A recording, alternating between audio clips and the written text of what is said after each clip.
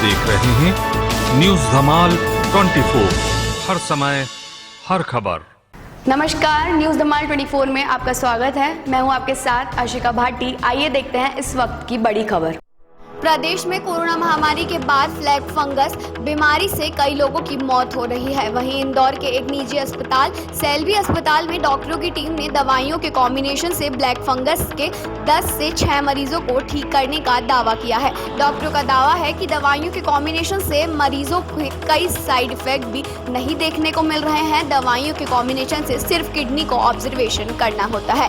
इंदौर के निजी अस्पताल के ENT, ऑर्थोपेडिक, नेफ्रोलॉजिस्ट और क्रिटिकल विभाग के डॉक्टरों ने एम्फोटेरिसिन दवाई का सब्स्टिट्यूट पोस्टपोंजल उपयोग किया है। इससे कई मरीजों को ठीक होने का दावा किया है।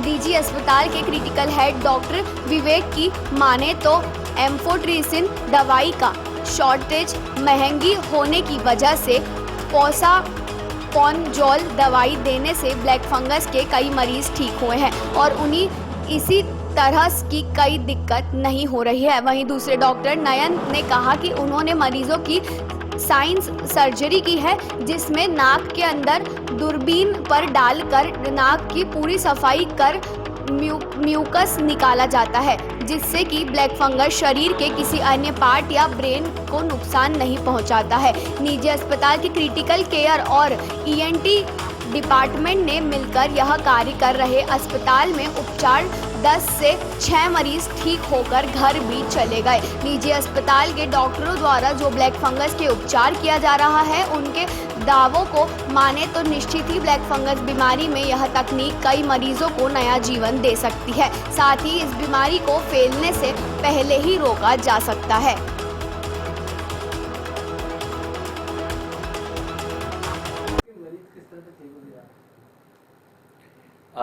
ये बताकर मुझे बहुत प्रसन्नता हो रही है कि शेल्बी हॉस्पिटल में अभी हम लोगों ने रिसेंटली एक बीड़ा उठाया कि म्यूकरमाइकोसिस यानी कि ब्लैक फंगस के पेशेंट्स को हम ट्रीट करना स्टार्ट करें। मुझे बता के बड़ा हर्ष हो रहा है कि हम लोगों के पास में अभी तक कुछ 10 पेशेंट्स ऐसे आए हैं जिनका कि हम लोगों ने इलाज किया है। इन 10 में सर्जरी करके और जिन दवाइयाँ जो इसमें इन्वॉल्व होती हैं उन सभी को इन्वॉल्व करके हम लोगों को ऑलमोस्ट ऐसी उपलब्धि मिली है कि 6 लोग जो है वो डिस्चार्ज हो गए हैं और 4 भी रिकवरी के पाथ पे हैं। सर, अभी जो पैनिक चल रहा है कि ब्लैक फंगस को लेकर पूरे शहर में दवाइयाँ नहीं मिल रही हैं और लोग ज़्यादा पैनिक हो रहे हैं, तो उसके किस तरह से आपने ठीक किया? ये मैं बहुत अच्छे से बताना चाहूँगा कि कई बार हम लोग को कॉम्बिनेशन थेरेपी भी यूज़ करनी होती है। तो जब हमको एम्फोटेरिसिन B की शॉर्टेज होती है तो हमारे लिए दूसरी जो दवाई होती है वो पोसाकोनाजोल होती है। पोसाकोनाजोल को हम लोगों ने क्या किया, शुरू में हम लोग को एम्फोटेरिसिन 1-2 दिन के लिए मिली थी तो हम लोगों ने उससे शुरुआत ज़रूर की थी, पर जैसे ही कमी आई तो हम लोगों ने पहले दिन से ये भापते हुए पोसाकोनाजोल को हम लोगों ने साथ में यूज़ करना चालू किया। तो इससे यह हुआ कि जैसे ही एम्फोटेरिसिन B का शॉर्टेज या कमी महसूस हुई शरीर में, उतने समय में क्योंकि पोसाकोनाजोल जा रही थी जो दूसरे नंबर की इफ़ेक्टिव दवाई है, उसने टेक ओवर कर लिया और उसने धीरे धीरे फंगस को मारना चालू किया। इस दौरान हम लोगों ने अपनी जो सर्जिकल टीम है इसको इन्वॉल्व किया और जो नाक में म्यूकस वगैरह फंसी रहती है, जितना भी जो म्यूकर फंसा रहता है उनको ड्रेन आउट किया।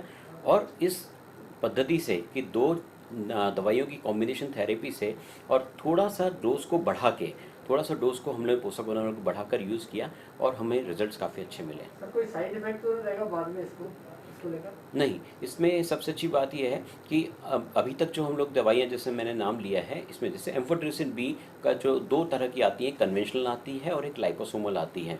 तो कन्वेंशनल थोड़ी सी सस्ती पड़ती है, लाइपोसोमल थोड़ी महंगी पड़ती है, पर सेफ्टी प्रोफाइल के हिसाब से यह है कि अगर आप सस्ती भी यूज़ करना चाहते हैं, जो अगर मार्केट में मिल जाती है तो इसे यूज़ करें। सिर्फ हमको हर 2 दिन के अंदर किडनी का स्टेटस जानना ज़रूरी होता है।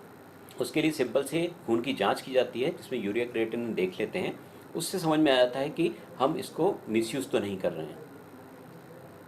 कितने टोटल मरीज अपने यहाँ से ठीक होकर निकले और अभी कितने रिकवर कर रहे हैं?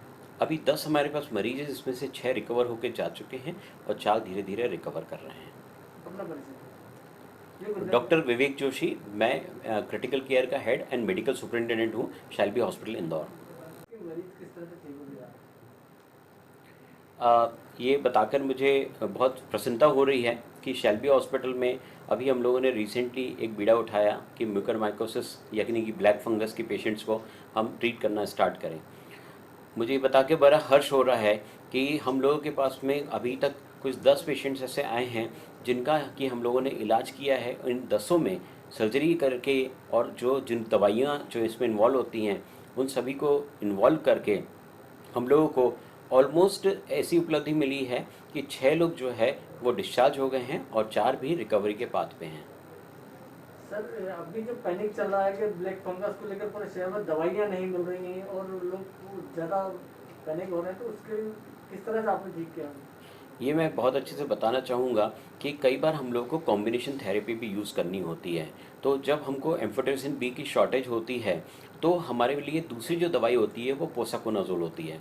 पोसाकोनाजोल को हम लोगों ने क्या किया, शुरू में हम लोग को एम्फोटेरिसिन 1-2 दिन के लिए मिली थी तो हम लोगों ने उससे शुरुआत ज़रूर की थी, पर जैसे ही कमी आई तो हम लोगों ने पहले दिन से ये भापते हुए पोसाकोनाजोल को हम लोगों ने साथ में यूज़ करना चालू किया।